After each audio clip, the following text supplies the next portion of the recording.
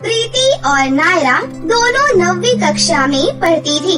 दोनों एक साथ ही स्कूल जाया और आया करती थी। दोनों के बीच काफी गहरी दोस्ती थी। ऐसे ही एक दिन वो स्कूल जाती है, तभी उनकी क्लास टीचर ममता सभी बच्चों से कहती है, बच्चों, हमारे स्कूल में आदिवासी कल्चर के ऊपर आप सभी को एक एक्टिविटी करनी है, जिसमें आप आदिवासी कल्चर को किस तरह से समझते हैं उसके ऊपर पूरी एक फाइल बनानी है। ओके।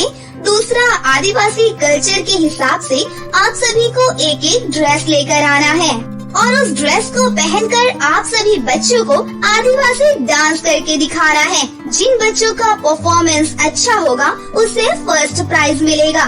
तो अगर आप सब इस एक्टिविटी के ऊपर ध्यान दोगे तो आप लोगों के लिए सबसे ज्यादा अच्छा होगा। ओके मैम, हमें जो ड्रेस बनानी है वो खुद बनानी है या फिर खरीद के लानी है? Good question. बच्चों, आप लोगों को ड्रेस खरीद कर लानी है क्योंकि अभी आप बहुत छोटे हो। ड्रेस बनाना आपको अभी कहाँ से आता होगा, इसलिए आप मार्केट से रेडीमेड आदिवासी ड्रेस ले सकते हो। ऐसे छोटे मोटे फंक्शन प्रोग्राम के लिए आदिवासी ड्रेस मिल जाती है।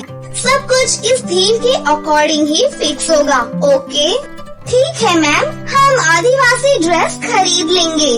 इतना बोलकर टीचर सभी बच्चों को आगे की पढ़ाई कराने लग जाती हैं। थोड़ी देर के बाद लंच ब्रेक होता है। सभी बच्चे एक साथ बैठकर लंच कर रहे थे। तभी एक लड़की जिसका नाम श्रेया था वो नायरा से कहती है, ओए नायरा, तू तो इस एक्टिविटी में पार्टिसिपेट नहीं करेगी ना, क्योंकि बाहर से कपड़े खरीदने की औकात तो तेरी है ही नहीं। तेरी स्कूल की ड्रेस भी तुझे स्कूल की मैडम दिलाया करती है और एक्टिविटी करने के लिए आदिवासी थीम के हिसाब से तू ड्रेस कहाँ से ला पाएगी?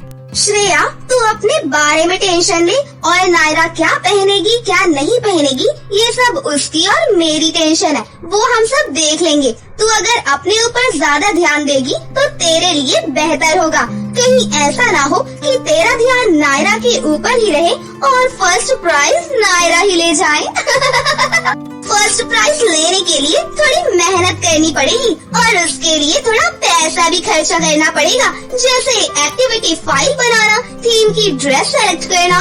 ये सब तेरे बस की बात नहीं है। इसकी मम्मी तो बहुत गरीब है और इसके पापा भी नहीं है, ये कहाँ से करेगी ये सब? इसलिए कहते हैं कि गरीब लोगों को अमीर बच्चों के साथ स्कूल में पढ़ाई करने का कोई अधिकार नहीं है। सरकारी स्कूल में एडमिशन ले लेती ना तो तुझे वहाँ सब कुछ मुफ्त का मिलता।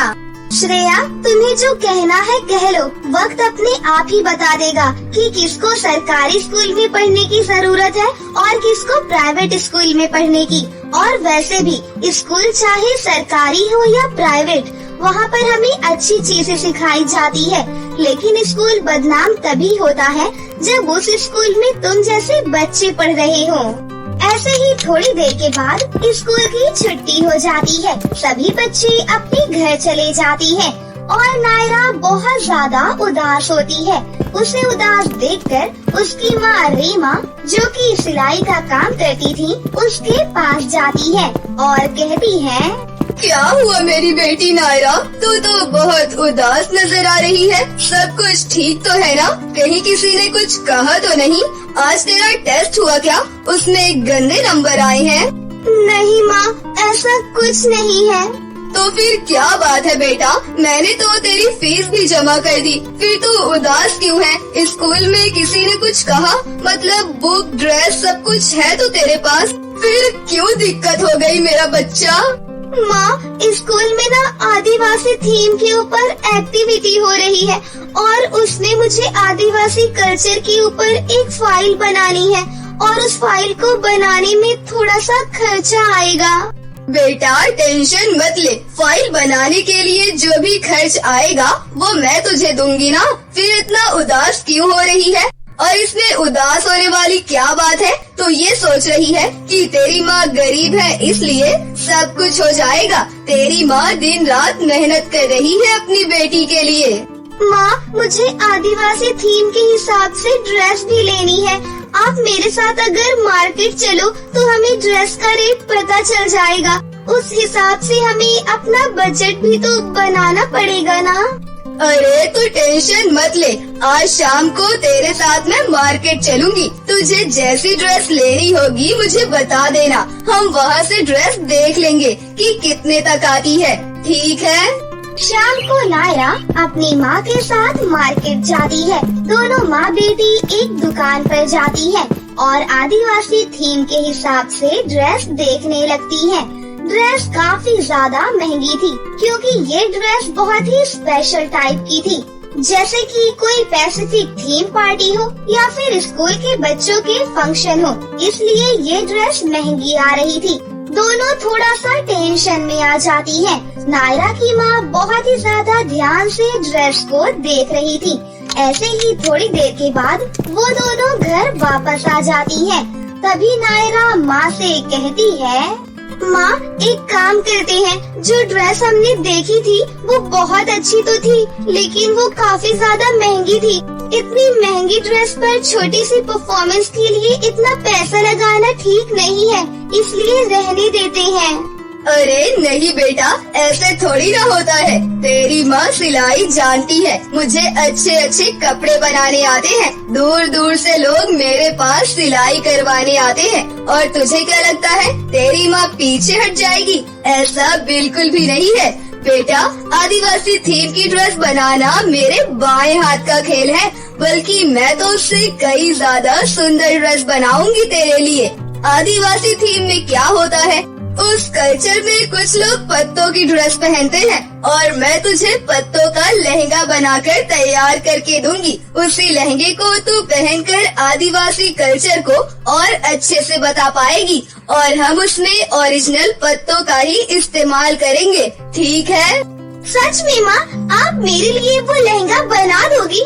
और अगर आप उन ओरिजिनल पत्तों को यूज करेंगी तो कहीं ऐसा न हो कि वो पत्ते मुरझा जाएं? ये सब तू मेरे ऊपर छोड़ दे, मैं हूँ ना तेरे साथ। मुझे ये सब काम करना बहुत अच्छा लगता है और इस बार तेरे जरिए मुझे अपना हुनर दिखाने का मौका मिलेगा।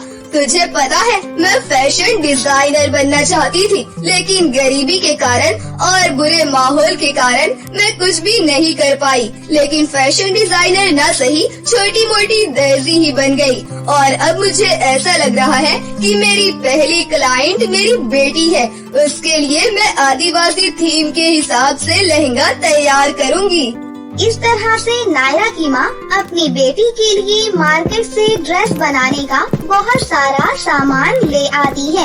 दिन रात मेहनत करके नायरा की माँ पत्तों वाला लहंगा बनाकर तैयार कर देती है, जो दिखने में काफी ज्यादा सुंदर लग रहा था। ये देखकर नायरा भी बहुत ज्यादा खुश होती है। साथ ही नायरा ने अपना आदिवासी फाइल भी रेडी कर लिया था। ऐसे ही अब स्कूल में सभी बच्चे अपना अपना परफॉर्मेंस स्कूल में सभी को दिखाते हैं, लेकिन सबसे ज्यादा नायरा का पत्तों वाला लहंगा लोगों को बहुत पसंद आता है। हर कोई पूछ रहा था कि नायरा का लहंगा किसने बनाया है। फिर नायरा सभी को बताती है कि ये लहंगा उसकी माँ ने बनाया है।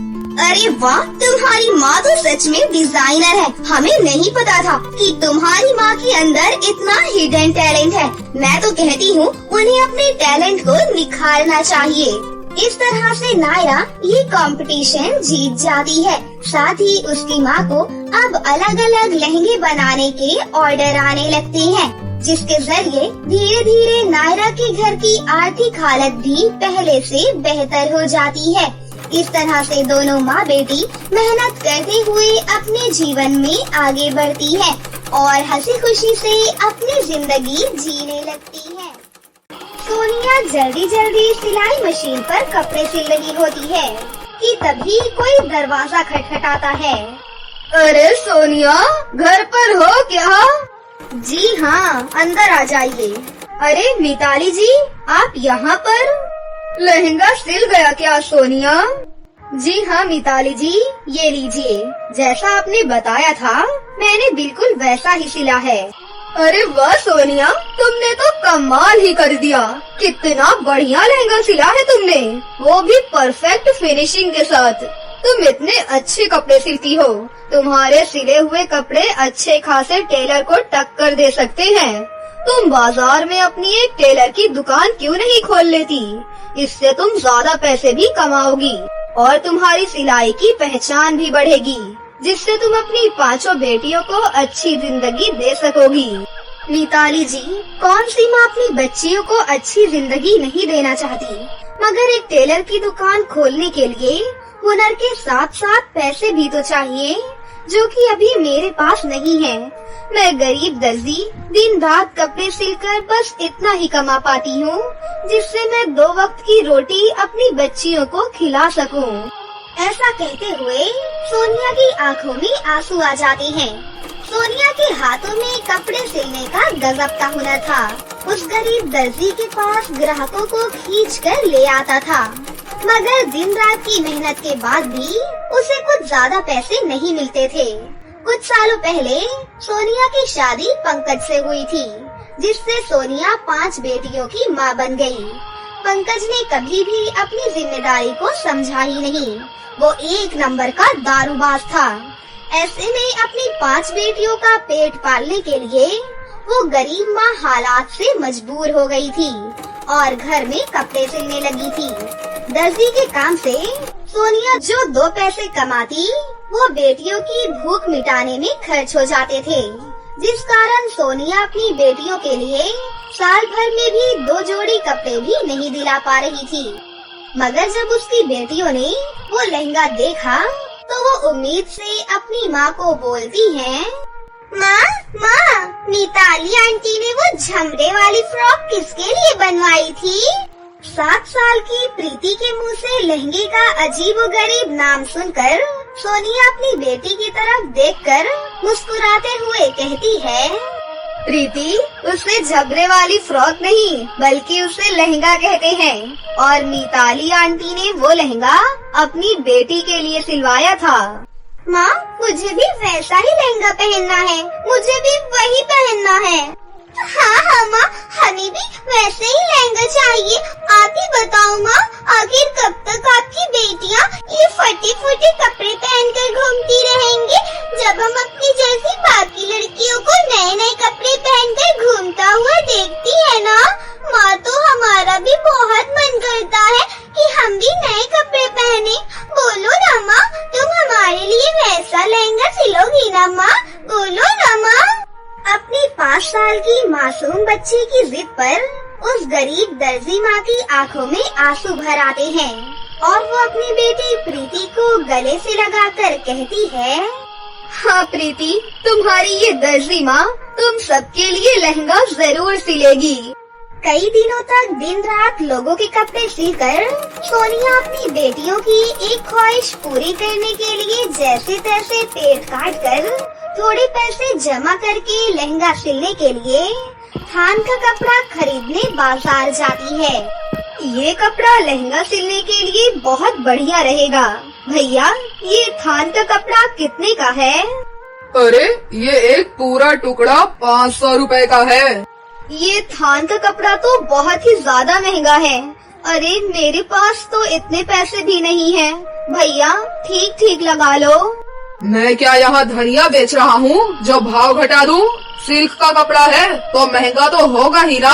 चल उठ और जा यहाँ से। ये कपड़ा खरीदना तेरी औकात में नहीं है। ऐसा बोलकर वो घमंडी दुकानदार सारे बाजार में सोनिया को धक्के मारकर वहाँ से भगाने लगता है। अरे भाई साहब, आपने मुझे इस तरह से धक्का क्यों दिया है? मैं तो जा ही रही हूँ ना। अपने आंसू पोंछकर सोनिया आगे बढ़ जाती है, जहाँ वो एक सुंदर सा लहंगा टंगा हुआ देखती है। ये लहंगा तो बहुत सुंदर है। सुनो भैया, जरा ये लहंगा तो दिखाना। दुकानदार लहंगा सोनिया को दिखाते हुए कहता है, ये सिंड्रेला लहंगा है, पूरे 2000 रुपए का है। 2000 की कीमत सुनकर सोनिया के शब्दों में हिचकिचाहट भर जाती है और वो अपनी मुट्ठी में दबाए हुए 200 रुपए को देखने लगती है। भैया, मेरे पास तो सिर्फ 200 रुपए ही है। अरे, तो तुझे 2000 की चीज 200 में चाहिए? एक काम कर, जा फुटपाथ पर जा। तो जैसे गए गुजरों के लिए बाजार के बाहर फुटपाथ पर दुकान लगती है। सोनिया उदास और निराश मन से एक जंगल में जाकर बैठ जाती है। मेरी बच्चियों ने जिंदगी में मुझसे पहली बार कुछ मांगा है। मेरी बेटियां उम्मीद लगाए हुए मेरा इंतजार कर रही होंगी और जब वो अपनी गरीब दर्जी माँ को खाली हाथ घर लौटता हुआ देखेंगी तो उनकी उम्मीदें टूटकर बिखर जाएंगी। तभी अचानक सोनिया की नजर अपने चारों तरफ लगे हुए पेड़ों पर जाती है, जो कि बड़े और चमकीले पत्तों से भरे हुए होते हैं और सोनिया को अपनी बेटियों की ख्वाहिश पूरी करने का जरिया मिल जाता है। ये पत्ते कितने चौरस और मजबूत भी हैं। मैं इन पत्तों से अपनी बेटियों के लिए लहंगा और भी बहुत से कपड़े बना सकती हूँ। सोनिया अब बिना देर किए वो चौड़े मजबूत पत्तों को तोड़कर घर ले आती है और लहंगा सिलना शुरू कर देती है। लहंगा सिलते वक्त उस गरीब दर्जी माँ के मन में बाजार में दुकानदारों की कई बातें दौड़ रही थी, जो उसके दिल पर जा लगी थी। शायद उन्हीं कड़वी बातों का दर्द था कि सोनिया पत्तों से अपनी बेटी प्रीति के लिए बहुत ही सुंदर सा लहंगा सिलती है, जिसे पहनकर प्रीति बहुत ही ज्यादा खुश होती है। अरे वाह मेरी प्यारी दर्जी माँ, ये पत्तों से बना लहंगा तो बहुत ही प्यारा है। ये तो उस झमरे वाली फ्रॉक से भी कई ज्यादा सुंदर है। माँ, मेरे लिए तुम पत्तों वाली फ्रॉक सिल दो, मुझे वही पहनना है। माँ, मेरे लिए आप इन पत्तों से एक सुंदर सा लहंगा सिल दो। माँ, अगर राधिका दीदी लहंगा पहनेंगी तो आप इन पत्तों से मेरे लिए सबसे अलग अच्छा सा एक सूट सिल देना। मगर तुम सबने तो कहा था कि तुम्हें लहंगा पहनना है, फिर अब क्या हुआ? हाँ माँ, कहा था, मगर हम पांचों बहनें अगर पत्तों का लहंगा पहन लेंगी तो एक जैसे लगेंगी और अगर हम इन पत्तों से अलग अलग कपड़े सिलवाएंगी तो हम एक दूसरे के कपड़े मिल बांट कर एक दूसरे से बदल कर भी पहन सकती हैं, जिससे तुम्हें हमारे लिए कपड़े भी नहीं खरीदने पड़ेंगे और पैसे भी खर्च नहीं करने पड़ेंगे। रानी की सयानी भरी बातें सुनकर सोनिया की आंखों में आंसू भर आते हैं और वो उसके सर पर हाथ फेरते हुए कहती है, मेरी समझदार बेटी, अपनी माँ की तकलीफों को कितना समझती हो तुम। सोनिया अपनी पूरी मेहनत अपनी बेटियों के लिए उन पत्तों से सुंदर सुंदर कपड़े सिलने में लगाती है और वो अपनी पांचों बेटियों के लिए बिना पैसे खर्च किए सबके लिए पत्तों से खूबसूरत कपड़े सिल देती है। देखो माँ, हमारी गुड़िया भी पत्तों की ड्रेस पहनकर कितनी ज्यादा खुश है, कैसे हाथ पैर से खेल रही है। अब सोनिया की बेटियाँ जैसे ही पत्तों का सिला हुआ लहंगा, फ्रॉक और सूट पहनकर अपने घर से बाहर निकलती है तो गली कूचे के लोगों की नजर उन पांचों पर टिक जाती है, जिससे कि सभी के घर के बच्चे उनके जैसे पत्तों के कपड़े पहनने की जिद करने लगते हैं, जिससे कि अब उस गरीब माँ की कमाई का जरिया बढ़ता है और धीरे धीरे अब सोनिया के सिले हुए पत्तों के कॉस्ट्यूम्स उसके घर से गली और गली से बाजार भर में छा जाते हैं। और एक दिन बड़ी महंगी सी गाड़ी उस गरीब दर्जी के घर के दरवाजे पर आकर रुकती है और एक अमीर लड़की अंदर आती है, जिसके कपड़े बहुत ही मॉडर्न थे। नमस्ते सोनिया जी, आप मुझे नहीं जानती, मगर आपकी ड्रेस डिजाइन से हर जगह आपका ही नाम है। मैं ड्रेस डिजाइनर हूँ, मगर आपने पत्तों से कपड़े डिजाइन करके एक अलग क्रिएटिविटी दिखाया है। मैं चाहती हूँ आप मेरे लिए काम करें। मैं आपको पत्तों वाला ड्रेस मटेरियल दूंगी, आपको मेरे लिए ड्रेस बनानी होगी। ये रहे आपकी एडवांस के 5 लाख रुपए। सोनिया ने अपनी अब तक की जिंदगी में अपने हाथों में पहली बार 5 लाख रुपए देखे थे, क्योंकि गरीबी में दिन रात आंखें गड़ा कर भी सिलाई में उसके हुनर के हिसाब से किसी ने उसे पैसे नहीं दिए थे। मगर किसने सोचा था कि उस गरीब दर्जी माँ की अपनी बेटियों की ख्वाहिश को पूरा करने की एक कोशिश उसकी जिंदगी में कमाई के बंद रास्ते भी खोल देगी। उस दिन से सोनिया एक डिजाइनर के तौर पर पत्तों की तरह कपड़े सिलती है। आज हर तरफ मॉल से लेकर दुकानों बाजारों में सोनिया के सिले गए कपड़ों की मांग सबसे ज्यादा है। और अब सोनिया अपनी 5 बेटियों के साथ एक आलीशान घर में अपनी जिंदगी जीने लगती है। तेज बारिश हो रही थी और बारिश के साथ फिर तेज आंधी चलने लगती है। पूनम एक छोटे से घर में रहती थी, जहां उसकी 5 साल की बेटी पीहू और कोमा में पड़ा पति अखिलेश था। अपने पति का इलाज और घर का खर्च चलाने के लिए फिलहाल पूनम दर्जी का काम करती थी। एक वही काम था जिससे उसे 4 पैसे मिल जाया करते थे।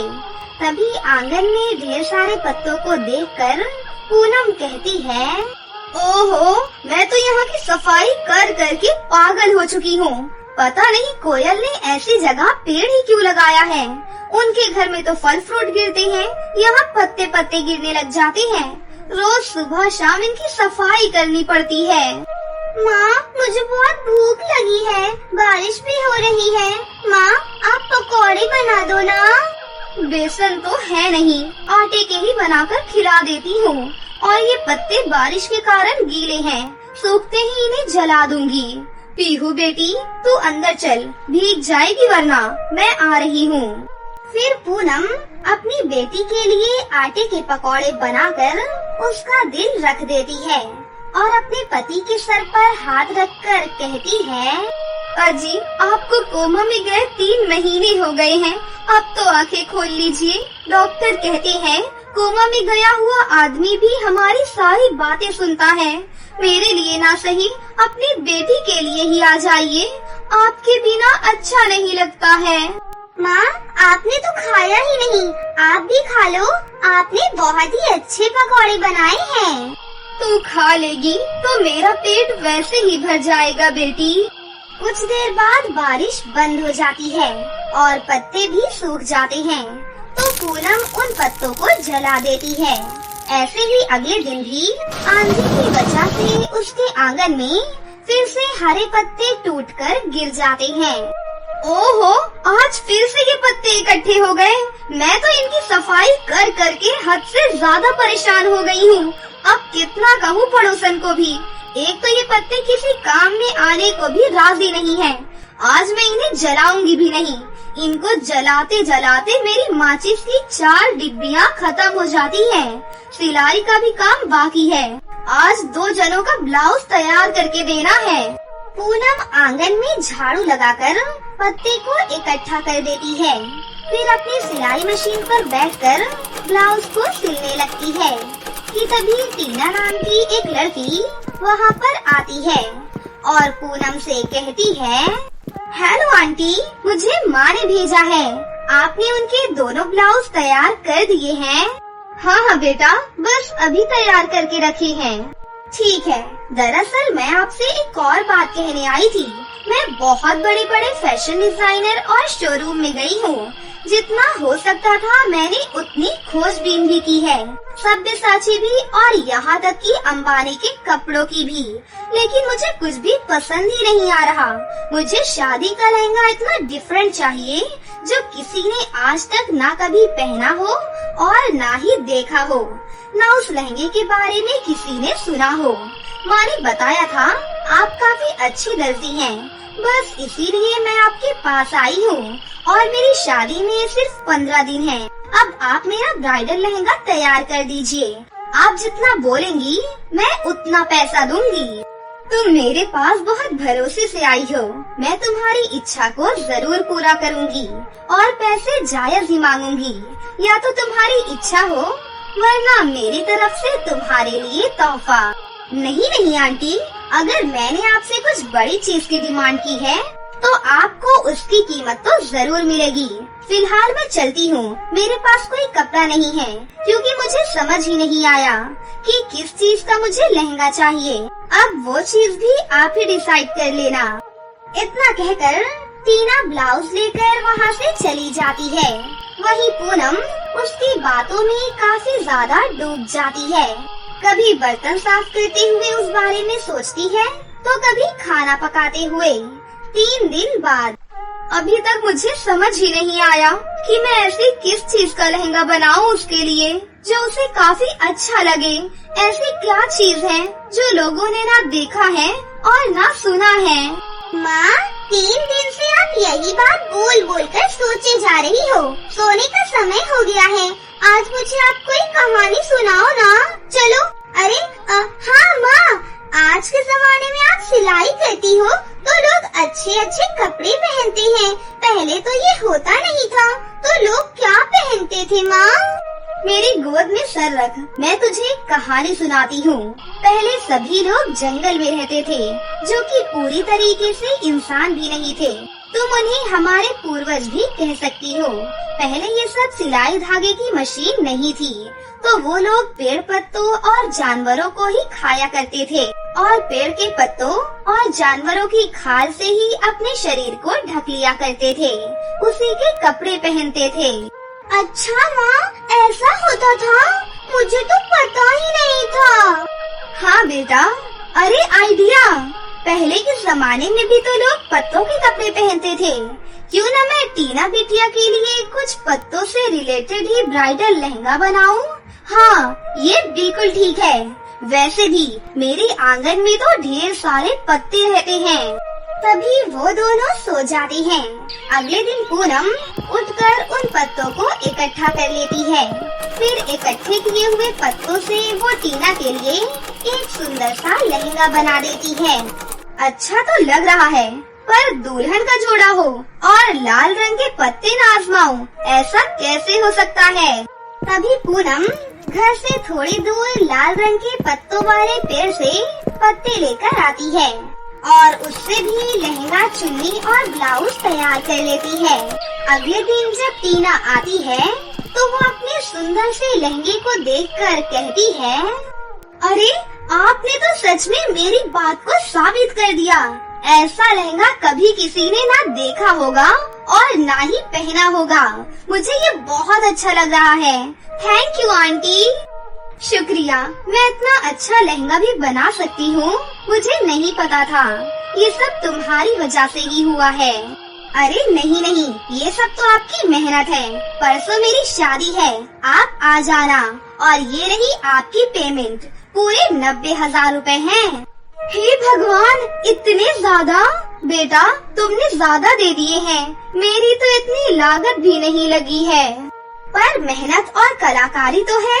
और अंकल जी की तबीयत भी खराब है, इससे आप उनका इलाज करवाना, वो जल्दी ठीक हो जाएंगे। शुक्रिया बेटा, इन पैसों से मैं उन्हें फिर से अस्पताल में एडमिट करा देती हूँ। इतना कहकर पूनम अपने पति को हॉस्पिटल में ले जाती है, जहाँ डॉक्टर उसके पति का इलाज अच्छे से करते हैं। और 2 दिन के बाद वो टीना की शादी में अच्छे से तैयार होकर जाते हैं, जहाँ टीना का ब्राइडल पत्तों वाला लहंगा काफी लोगों को पसंद आता है। वहाँ पवन नाम का एक डिजाइनर भी आया हुआ था, जो कहता है, वंडरफुल, इट्स अमेजिंग। आज तक मैंने ऐसा ब्राइडल लहंगा कभी नहीं देखा और इसका जुड़ाव भी प्रकृति से है। टीना, मुझे बताओ ये किसने बनाया है? उसे मैं अपने स्टूडियो में ले जाऊंगा ताकि मैं उससे और लहंगे बनवाऊं। उसकी पोस्ट को बढ़ाओ, उसकी कला को और आगे बढ़ाओ। आपने मेरे लहंगे की इतनी तारीफ की, इसके लिए आपका शुक्रिया। ये पूनम आंटी ने बनाया है, वो देखो आपके पीछे हैं। आ गई वो। नमस्ते, मुझे तो यकीन ही नहीं होता कि आपने इतने अलग अलग पत्तों से एक सुंदर सा दुल्हन का जोड़ा बनाया है। मैं मार्केट में ऐसे और दुल्हन के जोड़े लाना चाहता हूँ। क्या आप और लहंगे बनाएंगी? मैं आपको अपने फैशन डिजाइनर की पोस्ट देना चाहता हूँ। आपकी फीस पूरे 1 लाख रुपए होगी। मैं तो इस टैलेंट को विदेशों में ढूंढने जा रहा था, पर आपसे मुलाकात हो गई। देखिए मैं कितना खुशकिस्मत हूँ। देखिए, मैं ज्यादा पढ़ी लिखी तो नहीं हूँ, मैं कैसे आपके फैशन डिजाइनर की पोस्ट में काम आऊंगी? फिर भी अगर आप मुझे इतना काबिल समझते हैं तो मैं आपके साथ जरूर काम करूंगी। आंटी जी, आप चिंता बिल्कुल मत कीजिए, ये बहुत बड़े फैशन डिजाइनर हैं। सच? फिर ठीक है, तो मैं आपके साथ जरूर काम करूंगी। आपका बहुत बहुत शुक्रिया। तभी सब लोग टीना के ब्राइडल लहंगे की तारीफ करते हैं और उसका अमेजिंग फोटोशूट भी होता है। साथ ही पूनम की काबिलियत आज उसे ऊंचे मकाम पर पहुंचा देती है। अब वो पवन के साथ उसके फैशन स्टूडियो में काम करती है और बड़े बड़े लोगों के लिए पत्तों के ब्राइडल लहंगे तैयार करती है। इससे उसे काफी ज्यादा पैसे मिलते हैं और अब वो अपनी गरीबी से निकलकर अमीर लाइफस्टाइल में हंसी खुशी से रहने लगती है। तो दोस्तों, कैसी लगी आपको हमारी ये कहानी? अगर आपको हमारी कहानी अच्छी लगी हो तो इसे जरूर लाइक करें, साथ ही हमारे चैनल को सब्सक्राइब भी कर लें और बेल आइकन को दबाना ना भूलें। मिलते हैं अगली वीडियो में। धन्यवाद।